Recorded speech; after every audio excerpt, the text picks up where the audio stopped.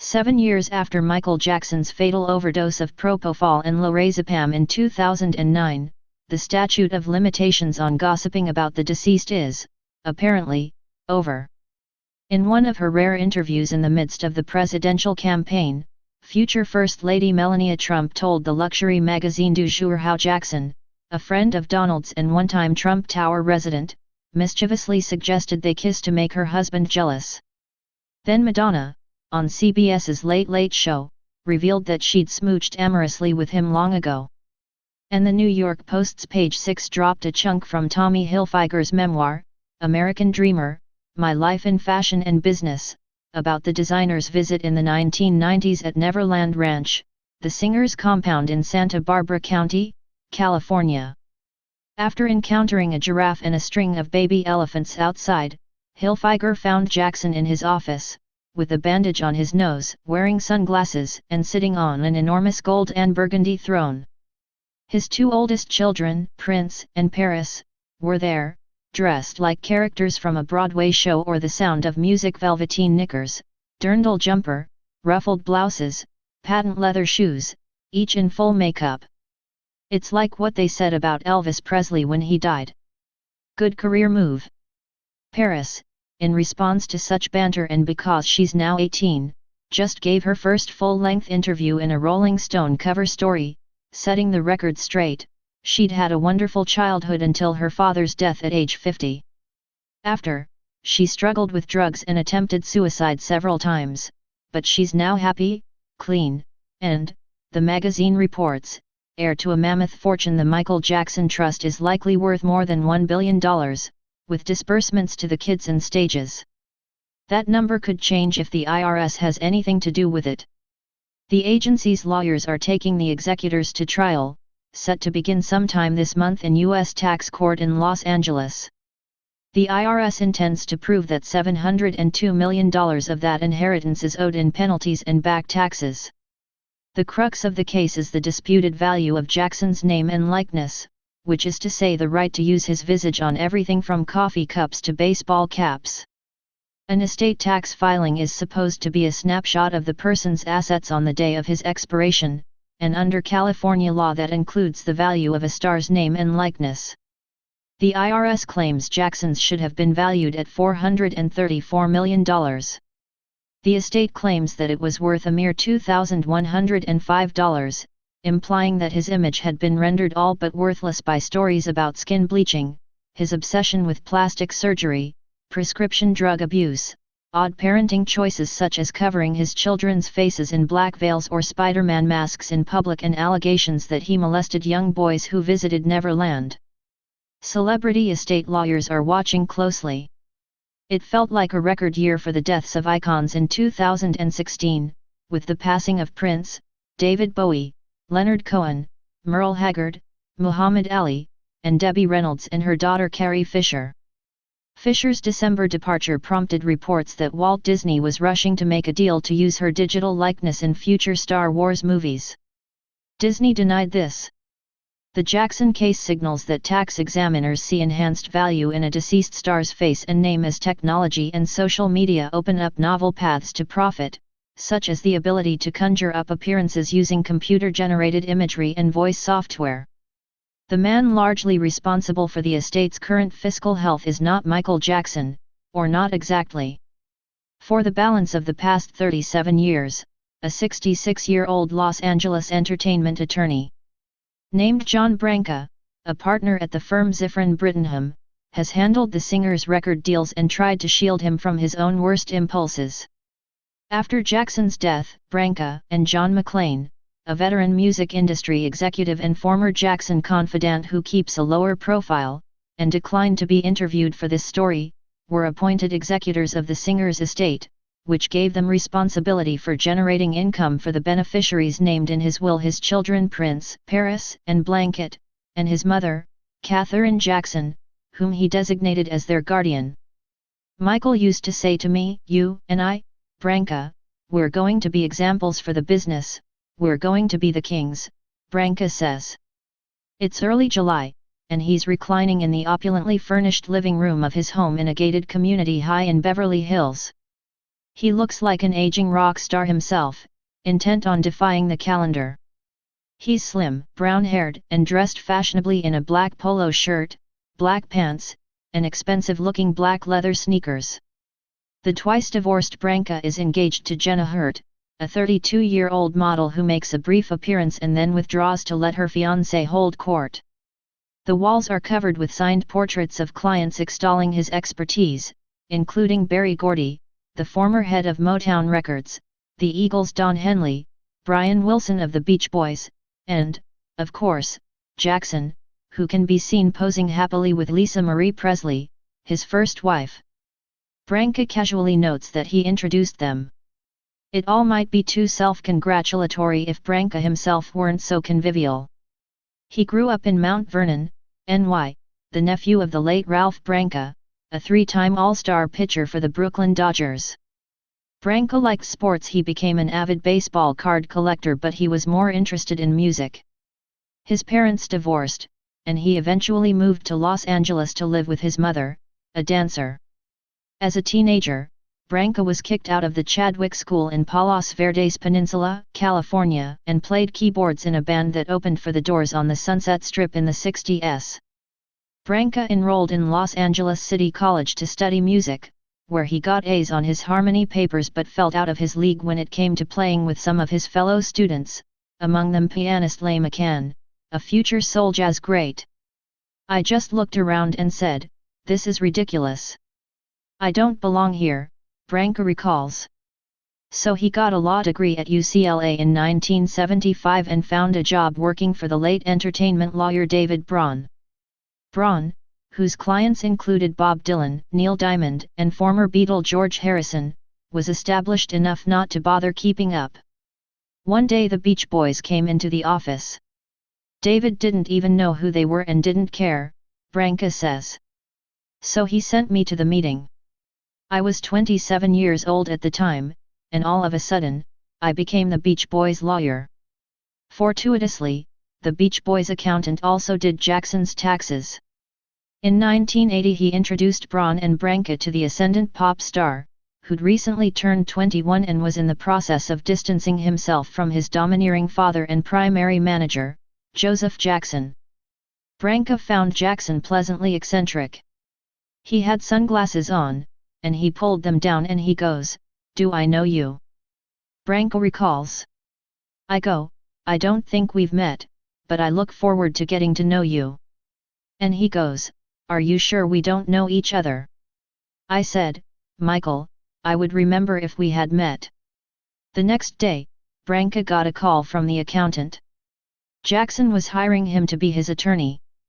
One of the first things Branka did was renegotiate what he describes as Jackson's absurd contract with his label, Epic Records, winning him a royalty rate that only a few artists such as Dylan enjoyed at the time.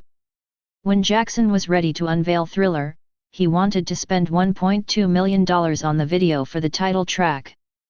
Branka protested this was a time when music videos typically cost $50,000, but Jackson curtly told him, "I don't care. Just figure it out." Branka persuaded Showtime and MTV to pay a total of $600,000 for a movie about the making of the Thriller video and got another company to spend $400,000 on the home video rights. The finished 13-minute film featured a troupe of corpses rising from a conveniently located graveyard to dance with a zombie-like Jackson, their knees high and claws up. Jackson, then a Jehovah's Witness, decided it was blasphemous and should be destroyed. Branka came up with another crafty fix. He told his client that Bela Lugosi, the star of the classic 1931 Dracula, was also religious and had had the movie's producers include a disclaimer to the theatrical release saying it didn't represent his personal views. It was a complete fabrication, Branka says, laughing. Jackson added the disclaimer, and the hugely popular video helped propel the album's sales to 100 million copies worldwide. It's still the best-selling record ever.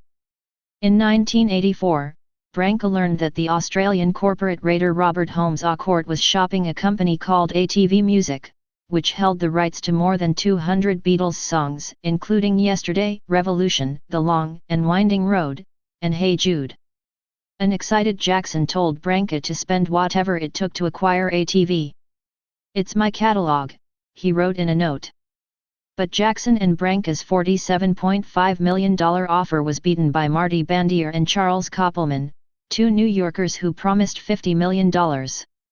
Bandier remembers flying to London on the Concorde with Koppelman to meet with Holmes à court. "We thought it was a closing," he says. He noticed Branca on the same plane but didn't think anything of it. When they arrived, Holmes à court said he'd accepted Jackson's lower bid. Branca had offered to let the seller's daughter, named Penny, keep the rights to the Beatles' classic Penny Lane. He'd also agreed to have Jackson appear for an hour at an event in Perth put on by Holmes à court's favorite charity. "It was depressing," Bandier recalls. Branca sold off the rights to the catalog's cinematic background music for $6 million, which brought the effective price down to $41.5 million. In the end, Jackson, who borrowed $30 million to cover his costs, put only $11.5 million in cash on what would become his life raft when he was drowning. Jackson gave Branca a Rolls-Royce for his efforts. 3 years later, Branca helped Jackson buy Neverland, listed at $60 million, for $17.5 million. Jackson was so pleased that he rewarded his attorney with another Rolls-Royce. Around the same time, Jackson was best man at Branca's wedding to his first wife. He brought along his beloved chimp, Bubbles, in a matching tuxedo. "I've got fun pictures of Bubbles with my ex-wife and people at the wedding," Branca says nostalgically. Little Richard, it should be noted, performed the service. As things got rocky for Jackson, so did his relationship with Branca. Various people competed for the performer's ear, and Branca was fired, then rehired in 1993 when the star was in the throes of the first molestation accusations, which were settled in a civil suit for what was widely reported to have been $20 million. Branca, now back in charge, thwarted other advisors who were pushing for Jackson to sell half of ATV to Sony for $75 million to cover his costs. By 1995 he'd negotiated a deal for Jackson to merge ATV with Sony's music publishing company in exchange for $115 million and a yearly stipend that started at $10 million. That year, Jackson prepared the first of his wills, naming Branca and McLean as his executors. It was updated twice, as he had children, but the document essentially stayed the same. It was getting harder for Branca to protect Jackson, though. He was abusing prescription drugs and acting strangely. He spent $30 million, a record sum, to record Invincible, his splendid final studio album, released in 2001. Jackson blamed Sony when it sold a mere 8 million copies, a hit for any other artist.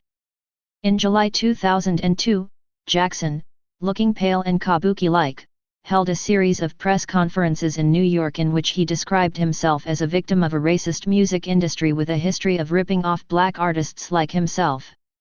He made headlines that year when he dangled infant blanket over the railing of a hotel room in Germany so his fans could get a look. Jackson overrode Branca's attempts to control how British television producer Martin Bashir used interviews in the show Living with Michael Jackson, which aired in 2003. In it, Jackson admitted he sometimes shared his bedroom with the youngsters who visited Neverland, including a young cancer survivor who sat beside him on camera, and blithely insisted that it was nothing unusual. Soon after, the boy's family accused Jackson of molesting him, which led to a criminal trial. In 2005 he was acquitted by a jury in Santa Maria, California. By then, Branca had been fired again, though he continued to get calls for help from Jackson's advisors. Finally, the Jackson maelstrom became too much, and Branca walked away from his former best man. Without Branca, Jackson floundered. He was no longer releasing records or touring, so the only way he could afford his lifestyle was by basically borrowing against his half of Sony/ATV. By 2008 his debt secured by the publishing company had swelled to $300 million. Fortress Investment, a New York hedge fund, purchased his mortgage on Neverland and threatened to foreclose if Jackson didn't pay up. Then Dr. Tom R. Tom appeared, a person often described as a mystery man because he declines to provide details about his history or the provenance of his degree. I'm a self-employed guy, Tom says. I advise many people, many top people in the world, about investments. Tom first met Jackson, who was in a wheelchair wearing mismatched socks, in Las Vegas, through his brother Jermaine. Tom connected Jackson with Colony Capital, a real estate buyout company founded by Jackson admirer, and now Trump confidant, Tom Barrack. Colony purchased the debt on Neverland to keep the property out of foreclosure. It was 10 days from being sold in court, Tom says. After that, he became Jackson's manager, persuading him to return to the stage so he could raise money to pay off his debts. Jackson agreed in late 2008 to perform 50 concerts at the O2 Arena in London the following summer. The concerts quickly sold out. Jackson expected to make $50 million on ticket sales alone. Tom insists the pop star wanted nothing to do with Branca and spoke ill of him in his final months. 8 days before his death, however, Jackson summoned Branca to a meeting at the Forum in Inglewood, California, where he was rehearsing.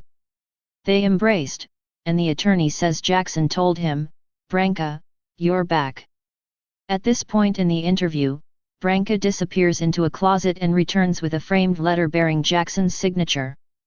Here's the letter he signed at that meeting confirming I was his lawyer again for all the family members that doubt it, Branca says. Jackson looked sleepy at their meeting, Branca says, but he assumed his client was trying to conserve energy for his rehearsal. 8 days later, Jackson overdosed from the mix of sedatives administered by his personal doctor, Conrad Murray, who was later convicted of involuntary manslaughter. The outpouring of sympathy for Jackson was overwhelming. His extraordinary talent and his music was matched with a big dose of tragedy and difficulty in his private life, then President Barack Obama told CNN. I don't think we can ignore that, but I think it's important to affirm what was best about him. Obama's eventual successor provided a more self-referential tribute. I knew Michael Jackson very well. He was a special guy. He was with me many times at Mar-a-Lago and Palm Beach. On the campaign trail last year, Trump offered some unexpected analysis about the nature of this tragedy at a GOP town hall. He lost tremendous confidence because of, honestly, bad plastic surgery. Jermaine Jackson, claiming it was external stress that broke his brother, tweeted back, "This fool Trump needs to sit down." Shortly after Jackson's death, Branca says, he read the singer's final will, dated July 7, 2002, and signed in Los Angeles, to the family at Jermaine's home. As he recalls, they applauded. But Joseph Jackson, the family patriarch, accused Branca and McClain of forging the document, insisting that Jackson had been in New York that day lambasting Sony. According to court documents, Joseph also revealed that his son had been paying him a monthly allowance of almost $60,000. He wasn't likely to keep getting it if Los Angeles Superior Court Judge Mitchell Beckloff accepted the will, which he did. He also gave Branca and McClain the power to manage the estate. Now that Branca was in charge, he discovered that concert promoter AEG had footage of rehearsals for the O2 shows that had been filmed at Jackson's request. Several movie studios were eager to distribute a documentary stitched together from this material. Branca orchestrated a bidding war. Sony, the winner, agreed to pay the estate a $60 million guarantee and almost 90% of the profits. When it released This Is It in November 2009, the movie grossed $290 million globally, making it one of the most successful documentaries ever. With cash flowing in from the movie, the estate was able to refinance its debt. It pushed the rate on a $75 million loan secured by Jackson's compositions from an onerous 17% to 6% and lowered the rate on the $300 million loan backed by Jackson's share of Sony/ATV, from 5.8% to 2.9%, saving millions of dollars a month in payments. This Is It addressed another one of Branca's chief concerns. He wanted to restore Jackson's tainted legacy. Jackson looks spectral in the film, but he banters about music with his band members and footwork with his choreographers. I went to see it 11 or 12 times, says Susan Fast, a professor of cultural studies at McMaster University in Hamilton, Ontario, who wrote a well-regarded book examining Dangerous, Jackson's 8th studio album. They did an amazing job of humanizing him, showing him as being kind of vulnerable, and giving us a glimpse into his artistic process. She did also think it was exploitative to have released the imagery of Jackson when he looked like he already had one foot in the grave. The estate's income grew further in 2010 when Branca negotiated a $250 million deal with Sony to release 10 albums featuring old and new Jackson material. He also enlisted Spike Lee to direct documentaries to accompany re-releases of favorites like Off the Wall and Bad. Lee and Branca were in agreement on the direction. I just wanted to focus on the music, his musicianship, the great artist that he was, Lee says. All the other stuff? I wasn't down with it. In the midst of this productive whirl, Branca got a call from Celine Dion's manager asking him if he was interested in meeting with the top executives of Cirque du Soleil, the Canadian theatrical company that had produced the successful Las Vegas show called The Beatles' Love, featuring the band's music. He flew to Montreal to see Guy Laliberté, the company's founder, who'd just returned from a voyage in a space capsule during which he hadn't been allowed to enjoy a single cigarette. He was now chain-smoking to make up for it. I said to Guy, "We want a show in Vegas that's like the Beatles' Love only better," Branca recalls. He said, "I want a show that's going to tour around the world." So we said, "Okay. Why don't we do both?"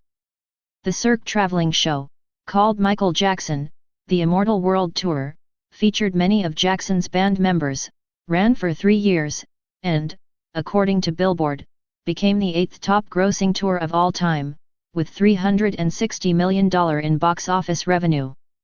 2 years later, Michael Jackson won the company's Las Vegas show, complete with a hologram of its star, premiered at the Mandalay Bay Resort and Casino. "I think it will run forever, because Michael's music will be popular forever," says Daniel Lamar, Cirque's chief executive officer.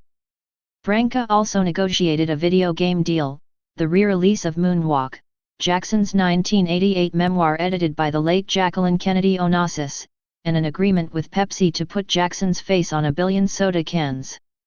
By 2012, the estate had paid off Jackson's debt except for the Sony/ATV hunk. Jackson was proving to be more popular in death than he'd been when he had a pulse. The following year, 60 Minutes, in a highly flattering segment, called Branca and McClain's management of their ghostly client the most remarkable financial and image resurrection in pop music. Correspondent Laura Logan asked Branca, "His image was so battered and tarnished by the time of his death. Have his fans just forgotten about all that?" "We don't really pay attention to the tabloids," Branca replied. "We look at the Michael that we knew, the real Michael, the artistic genius, the visionary." The real Michael Jackson also told Ed Bradley on 60 Minutes that he let young boys sleep in his bed. Logan persisted. "You can't run away from that, right?" "Well, I don't recall that interview," Branca replied. "The Michael Jackson that I knew was somebody I considered a very honorable person." The IRS took notice of the estate's prosperity, too. In 2013 the agency informed Branca and McClain that they'd insufficiently appraised the Jackson estate. The IRS said it was worth $1.1 billion. The estate, however, claimed he was worth $7 million at the time of his death. To hear Branca and McClain tell it, Jackson was on the verge of bankruptcy in July 2009. The star owed $500 million. He hadn't filed personal income taxes in 3 years. He'd neglected to make the mortgage payments on his mother's home, which he owned, in Encino, California. IndyMac, the subprime mortgage lender, was preparing to foreclose. Meanwhile, more than 60 creditors claimed that Jackson owed them money. They included Ola Ray, the actress who played his easily frightened love interest in the Thriller video, and a woman who said she was the real Billie Jean. If it weren't for the executors' smart plays, Branca's position goes, everything might have been sold off in a fire sale and there'd have been little for the beneficiaries.